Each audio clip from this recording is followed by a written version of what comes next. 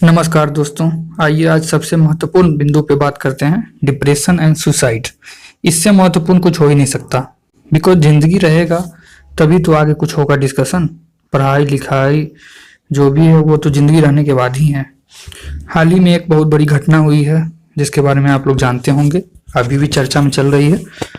तो इस संबंध में मुझे लगा कि ये बहुत महत्वपूर्ण मुद्दा है और बहुत सारे लोग हैं, आपके भी सर्किल होंगे, उसमें 70-80% लोग जो है पीड़ित है, किसी न किसी चीज़ से डिस्टर्ब्ड हैं। तो मुझे लगा कि एक एक करके काउंसलिंग करना तो संभव नहीं है, इसलिए कम से कम एक बेसिक रफ आइडिया लोगों के बीच पहुंचा दिया जाए कि ऐसे सिचुएशन को कैसे फेस करना है। इस वीडियो को बहुत ध्यान से देखिए, इसलिए आप देख रहे होंगे कि मैं आज अन्य दिन की अपेक्षा थोड़ा सा स्लो बोल रहा हूँ और थोड़ा सा समझाने के मूड में हूँ। ठीक है, तो इसको बहुत अच्छी तरह से आप सुनिए। आइए आगे बढ़ते हैं। कॉजेज, सबसे पहले कारण जानते हैं कि ये स्थिति कैसे आती है। देखिए, सैडनेस से आती है। कोई भी चीज़, छोटा मोटा कोई घटना होता है, हम उससे दुखी होते हैं।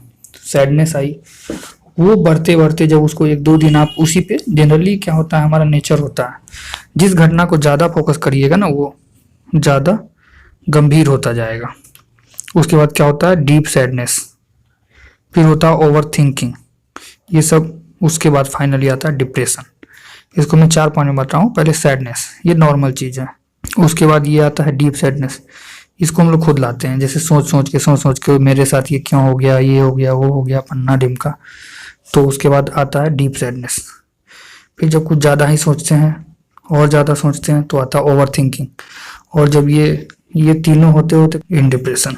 जब डिप्रेशन में आदमी होता है ना, तो उसके बाद वो डिप्रेशन है, वो तो अपने आप में एक गंभीर अवस्था है, लेकिन उसके बाद लोगों में सुसाइडल टेंडेंसी आता है, जैसे लोनलीनेस और सेल्फ डाउट। जब बंदा अकेला होता है तो इस तरह का विचार आता है। इसलिए जिस तरह, अगर आपके जानने में कोई इस तरह के लोग हैं या जिसको आप जानते हो, जिनके बारे में आपको लगता हो कि ये थोड़ा सा दुखी है, ये नहीं कि डिप्रेशन है, एक्चुअली ये डिप्रेशन को ज़्यादा निगेटिवली ले लिया गया है, इसलिए लोग बताते नहीं है। पहले लोग बोलते थे कि यार मेरा मूड ठीक नहीं है, मैं उदास हूँ, वही आजकल डिप्रेशन हो गया है। एक्चुअली पहले लोग नॉर्मली बातचीत करके उसको हल्का कर लेते थे, आजकल छोटी छोटी चीज़ें बढ़ जाती है बहुत ज़्यादा। तो वही जो है ना, वो छोटी सी जो कॉमन सी बात थी कि आज मुझे मज़ा नहीं आ रहा, ये है वो, वही बढ़ के एक स्टैंडर्ड फॉर्म ले चुका है डिप्रेशन। क्योंकि ये तो जब तक पूरा डिप्रेशन नहीं हो जाता है, जब तक आदमी परेशान ना हो जाए, तब तक पता थोड़ी चलता है। लेकिन ये है कि किसी आदमी को आप जानते हैं तो इसका वो हंसता बोलता रहता है, तो उससे आप ये नहीं पता लगा सकते कि डिप्रेशन, कोई किसी आदमी को डिप्रेशन है तो हमेशा ही नहीं मुंह बनाया रहेगा, या आपको हमेशा ही नहीं फील कराते रहेगा कि मैं डिप्रेशन में हूँ। हो सकता है वो नॉर्मल रहे, कोई फंक्शन है, शादी के फंक्शन है, लोगों से, दोस्तों से बात कर रहा है, उसमें नॉर्मल हो जाए। जब फिर अकेला हो तो फिर वो वही सब बात करे, है ना। दूसरा क्या होता है कि निगेटिव पॉइंट जो उनके अंदर है उसको वो फेक जस्टिफाई करते हैं। जैसे इसका मैं एग्जांपल देता हूँ। जैसे मान लीजिए कि आपका मूड खराब हो गया, आप घर से गए, ठीक है, एग्जांपल समझिएगा, और घर पे ही मतलब किसी को बीवी से, कोई पिताजी से ही थोड़ा सा बात हो गया, कोई किसी से ही, कोई भाई बहन में ही आपस में कुछ खटपट हो गई और वो ऑफिस के लिए गया या स्कूल के लिए गया, कहीं गया। अगर उसको पहले से ही गुस्सा में था, उसको ऑटो नहीं मिल रहा है, फॉर एग्जांपल उसको ऑटो नहीं मिल रहा है या बस नहीं मिल रहा है, या जैसे भी, या कुछ इस तरह का कुछ गड़बड़ हो गया, वो क्या करेगा, उसी से उसको लिंक कर देगा।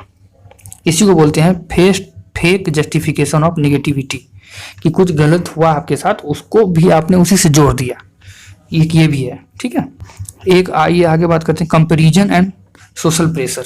ये तो समझिए, इसके बारे में तो मैं ज़्यादा बात भी नहीं करूँगा। कंपैरिजन इतना होता है, हमारे गार्जियन इतना कंपेयर करते हैं हम लोगों को। अगर जिस दिन बच्चे अपने गार्जियन का कंपेयर करने लगे ना, तब उनको पता चलेगा, सबसे ज़्यादा उन्हीं के अंदर आएगी ये समस्या डिप्रेशन वाली, है ना। और सोशल प्रेशर, समाज के लोग जो जिंदगी में कुछ नहीं किया है ना, वो भी आपको जज कर देंगे कि बेटा तुम्हारा इतना कम नंबर आया, तुम कुछ नहीं कर पाओगे। जबकि उससे पूछ लो तो वो 8 ही पास रहेगा। और सबसे ज़्यादा उसमें गलती हमारी होती है कि हम उसको मान भी लेते हैं। सबसे पहले सामने वाले की हैसियत तो देखो जो जज कर रहा है। आप कोई रिक्शा चलाने वाला आपको बोल दे कि बेटा तुम ऑटो नहीं चला पाओगे, या तुम ये काम नहीं कर सकते, तुम ये एग्जाम नहीं निकाल सकते, तो मान लोगे? है ना? तो इस चीज़ों को समझिए। मैं ये सीरीज जो हमारा चालू हुआ है, इसको मैं कुछ आप बताइएगा कि इस प्लेलिस्ट का क्या नाम दूं। एक प्लेलिस्ट बना रहे हैं इस तरह का, लाइफ, समझिए लाइफ से संबंधित एजुकेशन के लिए, और इस पे मैं एक सीरीज लाऊंगा कि उसमें ये एक एक चीज का हम डिस्कशन करेंगे। चलिए, ये तो हुई हमारी समस्या के बारे में जरूर बात करना चाहिए। किसी भी चीज में, जब किसी भी चीज को अच्छी तरह से लेने का, अच्छी तरह से समझने का, किसी चीज का समाधान निकालने का सबसे बेस्ट वे यही है कि पहले आप उसका रीजन समझ लें। कितना भी बड़ा अच्छा डॉक्टर का नाम आप बताइए, किसी भी जिस डॉक्टर के बारे में आप जानते हो, एकदम पूरा वर्ल्ड फेमस डॉक्टर हो, जाते हैं तो दवा लिखता है? नहीं लिखता है ना, जांच तो करवाता ही है। तो आप भी, अगर आपको पेट दर्द हो रहा है तो आप जांच एक बार 5 मिनट बैठ के सोचिए कि पेट क्यों दर्द कर रहा है। उसका जरूर कोई ना कोई रीजन होगा। ऐसे कुछ भी नहीं होता है, एक भी घटना बिना किसी कारण के नहीं होती है। तो आइए सॉल्यूशन की तरफ चलते हैं, और ये फुल प्रूफ सॉल्यूशन है। क्यों? क्योंकि मैं जो भी बात कर रहा हूँ किताबी बात नहीं है, मैंने महसूस किया है, मेरा अनुभव है, मेरा ऑब्जर्वेशन है, तो आप इसको मान सकते हैं। चलिए, यह है कि take life and event lightly. ये सबसे मेन चीज है किसी भी चीज से मुकरने का, खास करके ऐसी स्थिति से जब उदास हैं आप, या आपके साथ कोई घटना नेगेटिव हो रही है, या कोई घटना ऐसे हादसा हो गया है, तो उस चीजों को आप लाइटली लीजिए। इसमें क्या है अगला point? Nothing is bigger than you. आपसे बड़ा कुछ नहीं है। Nothing is bigger than you हम मानते नहीं है। यहाँ पे लिखा हुआ है, आप पढ़ रहे हैं, ये कोई नई चीज नहीं है, आप हमेशा पढ़ते रहते हैं, हर जगह आपको शिक्षा मिल जाती है, लेकिन आप मानते नहीं हैं। लेकिन मानिए, कभी बैठ के सेल्फ एनालिसिस करिए कि आपसे ज़्यादा इम्पोर्टेंट क्या है और आपसे ज़्यादा बड़ा क्या है। आप किसी एग्जाम में फेल हो गए, उसका क्या औकात है? लोग डिग्री को लेकर परेशान रहते हैं।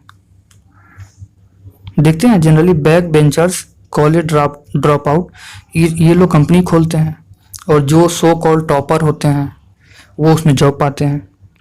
देखते हैं कि नहीं? एक इसका नाम लेने की जरूरत है। उसी तरह से देखिए, हम लोग डिग्री को बहुत ओवर एस्टिमेट कर देते हैं। We over estimated degrees. जो भी डिग्रीज हैं उसको हम लोग बहुत ज़्यादा ओवर एस्टिमेट करते हैं। जैसे 10th बराबर पेपर में आप पढ़िएगा, कभी 10th का रिजल्ट आएगा, 11th 12th का रिजल्ट आएगा, तो आप देखिएगा कुछ बच्चे सुसाइड कर लेते हैं।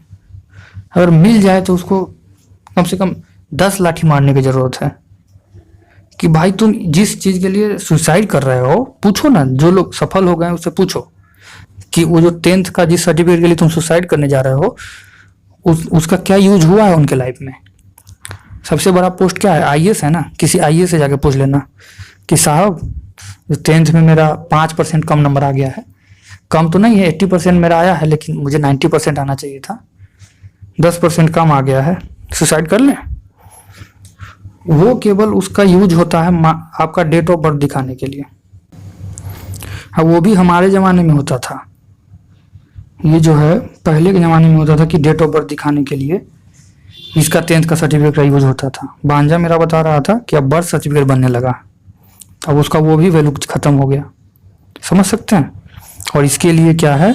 इसके लिए हजारों भाई साहब हर साल सुसाइड करते हैं, है ना। समझ सकते हैं कि हम कितने बड़े। चलिए अगले स्लाइड पे चलते हैं। इवेंट्स जो है रैंडम है।